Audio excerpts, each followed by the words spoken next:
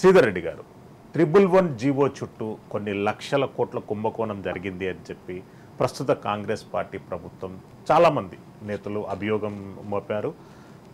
30 years క్రితం రిజర్వాయర్లను protect చేసుకోవాలి, వాటి క్యాచ్మెంట్ ఏరియాను ప్రొటెక్ట్ చేసుకోవడానికి కేంద్ర ప్రభుత్వం రూపొందించినటువంటి 111 జీవోను రద్దు చేయడం ఇంపాసిబుల్ అని చెప్పి రాష్ట్ర ముఖ్యమంత్రికి కూడా తెలుసు. అయినాక కూడా ఎందుకు ప్రకటన చేశారు? కొన్ని రియల్ ఎస్టేట్ సంస్థలకు కొమ్ము కాయడానికి ఈ ప్రకటనలు చేశారని చెప్పి అప్పుడు వదంతులు కొనసాగి ఎట్లా స్పందిస్తారు? అది సామాన్య మానవుడికి తెలియకపోవచ్చేమో కానీ ప్రభుత్వానికే తెలియకుండా ఎలా ఉంటుంది? 111ని రద్దు చేయలేము, దీంట్లో ఎన్ని ఇష్యూస్ ఉన్నాయి చూడండి. 111 జీవో రాకముందు జరిగిన లేఅవుట్స్ ఉన్నాయి. అవిటినే ఈ 30 సంవత్సరాల్లో వాళ్ళు ప్రయత్నం చేసి ఏదైనా చేయండి అని అన్నా కానీ ఇప్పుడు దాకా ఏం చేయలేకపోయారు. అంటే అఫీషియల్గా లేఅవుట్ పర్మిషన్ తీసుకొని 111 జీవో రాకముందు తీసుకున్న పర్మిషన్స్ అవి తీసుకొని అఫీషియల్గా లేఅవుట్లు చేసిన వాళ్ళని రెగ్యులరైజ్ చేయండి అని అంటే కూడా ఈ 30 సంవత్సరాల్లో ఏది చేయలేకపోయారు. అలాంటిది మొత్తం 111 మేము ఎత్తేస్తాము అని చెప్పి అదేదో వ్యాపారం చేసుకోవడానికే జరిగింది తప్ప వేరే విధంగా కాదు. 111 ఎత్తకూడదు కూడా. హైదరాబాద్ ఉనికికి 111 ఉండాలి. కాకపోతే ఆ 111లో కూడా కొన్ని డెవలప్మెంట్స్ చేయాలి.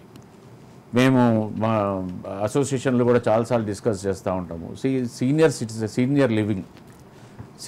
సిటిజన్స్ లివింగ్ అకామిడేషన్ కానివ్వండి, ఇలాంటి కొన్ని ఏంటంటే ఎక్కడ ఎక్కువ జీరో పొల్యూషన్, 100% ఒక్క నీటి చుక్క కూడా బయటికి పోదు, అలాంటి కొన్ని రెసిడెన్షియల్ కానివ్వండి, ఇలాంటివి ఏదైనా చేయాలి తప్ప ఓవరాల్ బ్లాంకెట్గా మేము మొత్తం తీసేస్తాము 111 మీరు ఏదైనా కట్టుకోవచ్చు, మీరు ఏమైనా చేయొచ్చు అనేది జరగదు.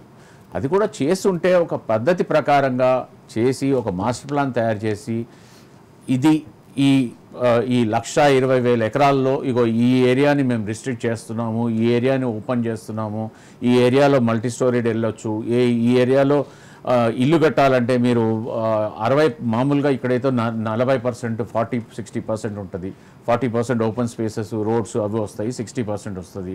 అదే మీరు 111లో కట్టాలనుకుంటే 70% ఓపెన్ స్పేసెస్ వదిలేయాలి, 30% కట్టండి లేదా 40% కట్టండి. ఇలాంటి ఏదైనా రెస్ట్రిక్షన్ పెట్టి ఒక సిస్టమేటిక్గా ఒక సైంటిఫిక్గా స్టడీ చేసి దాన్ని అప్పుడు ప్రజెంట్ చేసి ఇలా మేము రూపొందిస్తున్నాము అని చెప్పుంటే బాగుండేది.